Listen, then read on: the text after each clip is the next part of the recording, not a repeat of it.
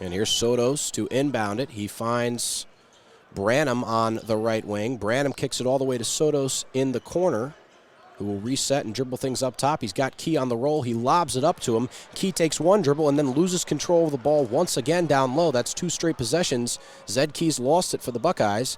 And now here's Sessoms the other way on the left wing for Penn State. He attacks Sotos as he did the previous possession, floats it up with the left hand, and he will draw the foul, I believe, on Jimmy Sotos. It's a good take by Sessoms, and now all of a sudden this lead is shrinking for the Buckeyes. It's just an 8-point game now. 2 free throws coming up for Sessoms. Yeah, it looks like Sotos was the guy drawing that foul. I mean, pretty good defense there, but I thought he went up well, but clearly got his hand in there. And like you said, Andrew, it's getting close. Ohio State we make fun of Penn State for only scoring 6 points here in the first half, but Ohio State is not doing much better themselves. And with that, Sotos is out of the game. It's going to be Jamari Wheeler checking back into the game. Kyle Young goes out as well for the Buckeyes, and E.J. Liddell is back into the game, the star forward for the Buckeyes. Penn State not making a lot of substitutions this game. They've really ran with pretty much the same 5 or 6 guys for the entirety of this game here, Jack. Yeah, no, it doesn't seem like they have a deep bench, and the big elephant in the room, being without Seth Lundy, your leading scorer, the first time all season, is not going to help, and you're clearly just going to have to run with a smaller bench. Branham tries the tough bank shot from the left wing. That's no good. Another miss for the Buckeyes. And now Sessom brings it up at the top of the key. Here's Sessoms. Sessoms drives inside, tries the inside feed. It skips out to Lee on the wing, and Lee will hand it off to Johnson. Johnson for the Nittany Lions gives it right back in the post to Lee. Lee finds it inside, and a beautiful feed to Scott cutting to the basket, and it's another Nittany Lions bucket. The lead is now just 5 in a quick 5-0 run, and a 2-minute, 30-second scoring drought for the Buckeyes has tightened this game up. Liddell now has it on the left block. Liddell taking his time. The count is on, so he will have to dribble, and he just fires it almost immediately into the feet of a Penn State defender. It skips all the way free to Branham, who tries a layup, and he is fouled. He will shoot 2 free throws. We head to another timeout here on Scarlet and Gray Sports Radio. 36-31. The lead has narrowed for the Buckeyes. We'll be back in just a moment. And as you mentioned earlier, without their star player on both sides of the ball, Seth Lundy averaging 14 points a game, and as Shrewsbury, the head coach of Penn State, mentioned, one of the elite defensive players in the entire Big Ten Conference as well. As Branham connects on the first free throw, he'll shoot one more, and it is money as well. So Ohio State back to a 7-point lead, by no means comfortable here. As the Nittany Lions now have it, it's Scott up top. Scott dribbles right, and there is no one there. He gets an easy throwdown slam to cut the lead to just 5 once again. Jamari Wheeler bringing it across half court for the Buckeyes. He dribbles to the right wing. A little bit of confusion on the Buckeyes side of the ball here. Liddell kicks it right back to Wheeler on the wing, and it is going to be, I believe, an illegal screen set by Zed Key down low. Turnover Buckeyes, and Zed Key will take a seat. He is now getting into some foul trouble here. That's 4 on Key. Kyle Young checks back into the game, and Branham also checks out. Ahrens comes back into the game for the Buckeyes. It's Pickett kicking to Scott for the Nittany Lions up top. Scott taking on Ahrens. He spins into traffic. Kyle Young almost had it. And now the ball reverses to the other side of the court. It's Sessoms up top. Sessoms by the Value City Arena logo. Kicks it to the right wing. Pickett inside now. It's Lee. Lee driving inside. Baby Hook is in and out, and Kyle Young will grab the rebound, and here come the Buckeyes. Down the other end, it's Wheeler. Kicks it to Young up top. Down low, and that's a beautiful find to Eugene Brown III, who puts it in hard. A good, aggressive take to the hole right there. Dishing it off now behind the net, it's Paul. Paul swings it around, working back to Lapina at the point. Lapina looking for a shot, can't find one. Dartmouth cycling through now with 10 minutes to go. And a beautiful dump pass in front. It was into some traffic, and it's going to be taken away by the Buckeyes, who lose it briefly.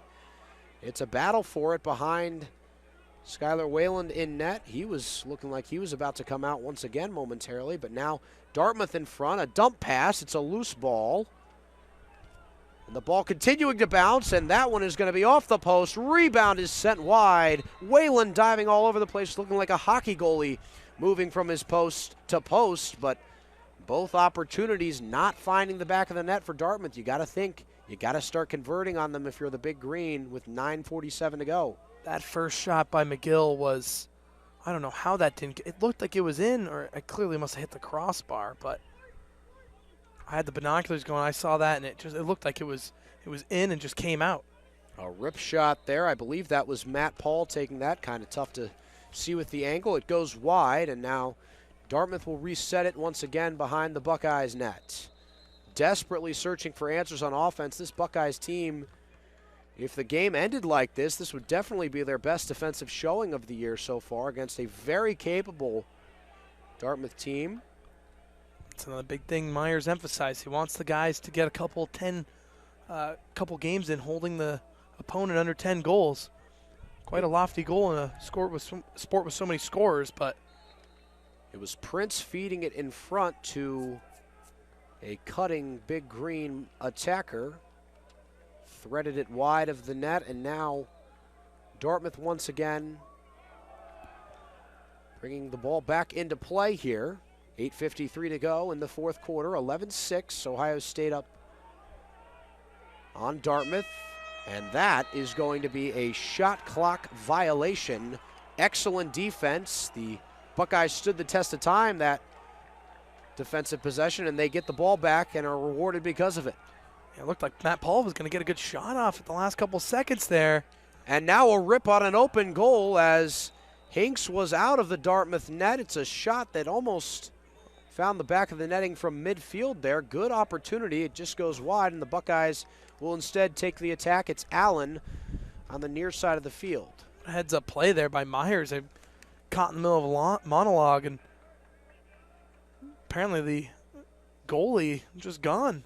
Myers is like, oh, all right, I'll rip a little 50-yarder. Speaking of, here's Myers behind the netting. Cutting to the left side, just outside the crease, and now the pressure comes. It's a hard hit. Myers stays with it, and he's looking for an opening. The Buckeyes. Not afraid to waste time. Sorry, Andrew. Looking to put this game to bed. It's a shot in front, a spinning backhander. And it is going to be once again an entrance of the crease. The Buckeyes getting a little too greedy there, but a beautiful offensive setup by Jack Myers, who just holds the ball and holds possession so well, controlling the defense of Dartmouth, finding a cutting Ohio State attacking player. Not sure who that was diving in front, but it's the Big Green going. Take it away, Andrew. Yeah, Caleb, thank you. You guys have a good one brewing in Columbus. We have a final, the only other game in the Big Ten Conference tonight, 67-61. The Maryland Terrapins get a much-needed home victory over Penn State by a 6-point margin. North Carolina ended up hanging on as well against Louisville, 70-63. Liberty beats Central Arkansas 85-66. Lafayette beats Holy Cross at home 84-61. Colgate bests American by 13 at home. And TCU currently has a 6-point edge going into the second half against West Virginia, 50-44 over in Fort Worth. We have a couple notable games tipping off soon with ranked opponents getting underway out in Los Angeles. It's the 12th ranked UCLA Bruins sitting at 19-5 taking on Arizona State later tonight. And Baylor travels to Stillwater, Oklahoma to take on the tough Oklahoma State Cowboys. Those games should be getting underway across the country right now. We'll send you back into Columbus for the finale of Ohio State and Indiana. Caleb, take it away. He hasn't had to do much, as you've been pointing out there, Zach, to get on base and score those runs. And once again, he's taken the easy way to first base. It's a walk. Good discipline at the plate there. And once again, Cam Chick is on board. That brings up the third baseman, Max Anderson, who's been productive, 2 for 5 today with 2 runs and an RBI, 271 batting average coming into this game today, and certainly a thick part of the order to get through if you're the new pitcher for the Buckeyes, Mitch Melhem. Senior left-handed pitcher. In an uncomfortable early jam here. Top of the ninth. Runners on the corners and nobody out. Handling this at-bat well to start, though, as he's got a quick 0-2 count on Max Anderson. You want to try and shut them out here quickly. Try and keep this a 10-5 lead for the Huskers, so you can try and get some miracles brewing in the bottom of the ninth, get those rally caps going for the Buckeyes. Still warming up players, and it looks like possibly grad student Aaron Funk getting warmed up in the bullpen. It's going to be a bloop shot foul right behind first base. DeZenzo ranged over to attempt to make a play at it, but the ball sailed out of bounds behind the netting down that first base dugout.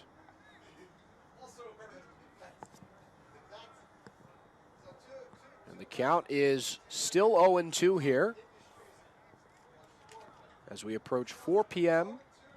here in Columbus. 10-5, Huskers lead. That one is sawed off into center field. It's going to be another base hit, the 12th of the game for Nebraska.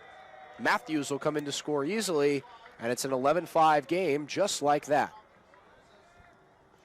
The bleeding continuing to hurt here for the Buckeyes.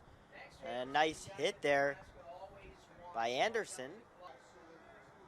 And now Milheim going to try and just get things ready here as two pitchers getting ready in the Buckeye bullpen, trying to give everyone a little bit of time today.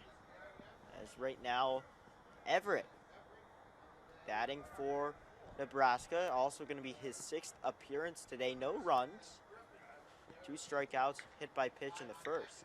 And that one is chopped on the ground to short. It's going to be Ernst stepping on second to make the play. Safe at first is Griffin Everett, the catcher, as he rumbles down that first baseline. It's going to be a fielder's choice that brings another run in for the Cornhuskers. It's going to be 12-5. Nebraska has scored those 12 runs on just 12 hits, so an efficient offensive day for the team from Lincoln. And now standing in for Nebraska is going to be Garrett Anglem. Once again, you mentioned, Zach, these hitters are really getting their licks at the Buckeyes pitching staff today, coming around for their 5th and 6th at-bats respectively. Defensively, I like where we're at, and we just got to find ways to score more goals as well.